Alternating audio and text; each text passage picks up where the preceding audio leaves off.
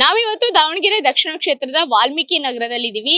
ಇದೇ ಬಿಜೆಪಿ ಪಕ್ಷ ಈ ಬಾರಿ ಉಪಚುನಾವಣೆಗೆ ಅಹಿಂದ ನಾಯಕನಿಗೆ ಟಿಕೆಟ್ ಅನ್ನ ಕೊಟ್ಟಿದೆ. ಸೊ ಈ ವಾಲ್ಮೀಕಿ ನಗರದಲ್ಲಿ ಯುವಕರ ಮನಸ್ಸು ಏನಿದೆ, ಯಾರಿಗೆ ಹಾಕ್ಬೇಕು ಅಂತ ಇದೆ, ಯಾರನ್ನ ಗೆಲ್ಸ್ಕೊಬೇಕು ನಮ್ಮ ಕ್ಷೇತ್ರಕ್ಕೆ ಅಂತ ಇದೆ, ಅವ್ರನ್ನ ಕೇಳ್ತಾ ಹೋಗೋಣ.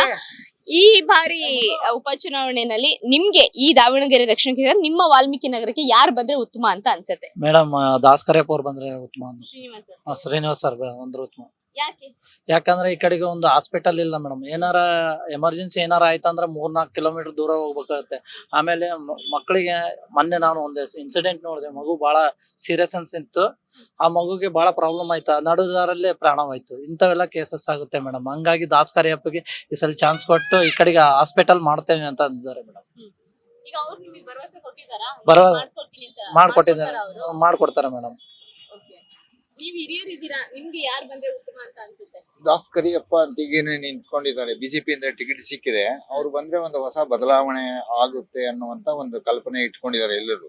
ಮಲ್ಲಿಕಾರ್ಜುನ್ ಅವರು ಈಗ ಅವರ ಫ್ಯಾಮಿಲಿ ಕುಟುಂಬಸ್ಥರೆಲ್ಲ MP MLA ಶಾಸಕರು ಎಲ್ಲ ಆಗಿ ಹೋಗಿದ್ದಾರೆ. ಈಗ ಇನ್ನುಳಿದವರಿಗೆ ಅದರದೊಂದು ಅವಕಾಶ ಕೊಟ್ರೆ ಅವರು ಸಹ ಅವ್ರಕ್ಕಿಂತ ಹೆಚ್ಚು ನಿಭಾಯಿಸ್ತಾರ ಅನ್ನುವಂತ ಒಂದು ಭರವಸೆ ನಾವು ಇಟ್ಕೋಬೇಕು ಹೊರತು. ಕಾಂಗ್ರೆಸ್ 40 ವರ್ಷದಿಂದ ಆಡಳಿತ ಮಾಡ್ತಾ ಇದೆ, ನಿಮಗೆ ಬೇಕಾದ ಅಭಿವೃದ್ಧಿ ಆಗಿಲ್ವಾ? ಅವ್ರಿಗೆ ಎಷ್ಟು ಬೇಕೋ ಅಷ್ಟು ಮಾಡಿದ್ದಾರೆ.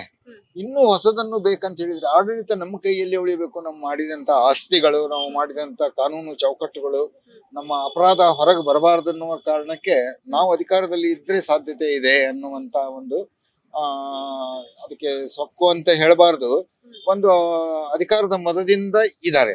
ಸೊ ಇದನ್ನ ಬೇರೆದವರು ಅವರು ಸಹ ಕೆಲವೊಂದು ಅಧಿಕಾರ ಚಲಾಯಿಸಿದಾಗ ಒಂದು ಬದಲಾವಣೆಯನ್ನ ಕಾಣ್ತೇವೆ ಅಂತ ಅನ್ನುವಂತ ಭರವಸೆ. ಯಾಕೆ ಕೊಡಬಾರ್ದು ಬೇರೆದವರಿಗೆ? ಇದು ನಮ್ಮ ಅಭಿಪ್ರಾಯ. ನಮಗೆ ದಾಸಕರವರು ನೋಡ್ರಿ, ತಂದೆ ಕಾಯಿಂದ ಸಣ್ಣರಿಂದ ನೋಡ್ಕೊಂತ ಬಂದ್ವಿ. ಅವ್ರು ಪಾಪ ಈಗ ಹೊಸ್ತಾಗಿ ನಿಲ್ತಾರ. ಪಾಪ ಗೇಲಿ ಆದ್ರೆ ಈಗ ಪ್ರತಿಯೊಂದು ಒಬ್ಬರೇ ಮತನ ನಿಂದಿರ್ಬಾರ್ದ್ರಿ. ಈಗ ಎಲ್ಲರಿಗೂ ನಮಗೆ ಚಾನ್ಸ್ ಕೊಡ್ಬೇಕು, ಇವ್ರಿಗೆ ಕೊಡ್ಬೇಕು, ಅವರಿಗೂ ಚಾನ್ಸ್ ಕೊಡ್ಬೇಕು. ಈಗ ನಾವ್ ಒಬ್ಬರೇ ಗೆದ್ದಂದ್ರೆ ಒಬ್ಬರೇ ನಾವು ಊಟ ಮಾಡ್ಬಾರ್ದು. ಎಲ್ಲರೂ 4 ಜನ ಊಟ ಮಾಡಿದ್ರೆ ಪಾಪ ಅಂದ್ರೆ ಈ ಸಲ ಗೆದ್ದಂದ್ರೆ ಏನ್ ಮಾಡ್ಕೊಡ್ದ ಅನ್ಕೊಳ್ಳಿ. ನಾವ್ ಸಲ ಚಾನ್ಸ್ ಕೊಡ್ಬೇಕ್ರಿ. ಅವ್ರಿಗೆ ಕೈ ಸಿಗ್ತಾರ್ರಿ. ಈ ಸರಿ ಕೊಟ್ಟಂದ್ರೆ ಎಲ್ಲ ಕೈ ಸಿಗ್ತಾರೆ. ಪಾಪ ಮನೆ ಹತ್ರ ನಾವ್ ಏನೋ ಫೋನ್ ಮಾಡಿದ್ರೆ ಹಂಗ ಬರಂಗ ಇರ್ತಾರ. ಇಲ್ಲ ಅನ್ನಂಗಿಲ್ಲ. ಪಾಪ ಅವ್ರ ಒಳ್ಳೆ ಮನುಷ್ಯರಿ. ಈ ಸಲ ನಿಂತಾರ. ಅವ್ರ ಅಪ್ಪನ ಒಳ್ಳೆ ಮನುಷ್ಯರಿ. ಈ ಮಗನ ಈ ಸಲ ಬಂದ್ ಎಲ್ಲರೂ ಬೇಡ್ಕೊಂಡಿದ್ದಾರೆ.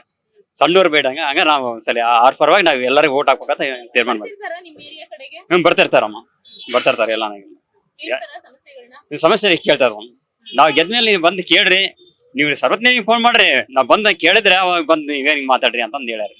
ಹಂಗಿದ್ರೆ ನೀವು ಈಗ ಎಲ್ಲರೂ ಟಿವಿ ಏನೇನು ಹೇಳಿದ್ರೆ ನಾವ್ ಬೇಡನಲ್ಲ, ಬೇಜಾರ ಅನ್ಸಲ್ಲ. ಒಟ್ಟು ಒಳ್ಳೆ ನಿಮ್ ಕೆಲಸ ಮಾಡ್ತಾ ನಮ್ಗೆ ಗೆಲ್ಸಿ ಕಳ್ಸಿಬಿಡ್ರಿ ಅಂತಂದ್ ಹೇಳ್ಯಾರ. ಈ ಬದಲಾವಣೆ ಆಗ್ಬೇಕಮ್ಮ. ಇವಾಗ ನಾವು ಬದಲಾವಣೆ ಆಗೋದ್ ನೋಡ್ತಾ ಇದೀವಿ. ಕಾಲೇಜ್ಗಳು ಇಲ್ಲ, ಹಾಸ್ಪಿಟಲ್ಗಳು ಇಲ್ಲ. ಬದಲಾವಣೆ ಬೇಕು. ಅಂದ್ರೆ ಈ 40 ವರ್ಷದಿಂದ ಬದಲಾಗದೇ ಇರೋದು ಈಗ ಬದಲಾಗುತ್ತೆ ಅಂತ ಅನ್ಸುತ್ತೆ? ಆಗತ್ತಮ್ಮ, ಆಗತ್ತೆ. ಯಾಕಂದ್ರೆ 2-3 ಸರಿ ನಮ್ಮ ಯಶವಂತರಾವ್ ಸಿಕ್ಕಿದ್ರು, ನಿಂತಿದ್ರು, ಅವರು ಸೋತಿದ್ದಾರೆ. ಅಜಯ್ ಕುಮಾರ್ ನಿಂತಿದ್ರು, ಅವರು ಸೋತಿದ್ದಾರೆ. ಬದಲಾವಣೆ ಬೇಕಾಗಿದೆ, ನಮಗೆ ಬೇಕೇ ಬೇಕು. ಆಗತ್ತೆ ಅನ್ನೋ ಗ್ಯಾರಂಟಿ ಇದೆ. ನಿಮ್ಗೆ ಏನನ್ಸುತ್ತೆ, ನೀವ್ ಮಾತ್ರ ಈ ತರ ಬದಲಾವಣೆ ಬಯಸ್ತಾ ಇದ್ದೀರಾ ಅಥವಾ ದಾವಣಗೆರೆಯಲ್ಲಿ ಇರೋ ಇಂತ ದಕ್ಷಿಣ ಕ್ಷೇತ್ರ ಏನಿದೆಯಲ್ಲ ಎಲ್ಲಾರು ಬಯಸೋದೇ ಅದೇ ಅಮ್ಮ.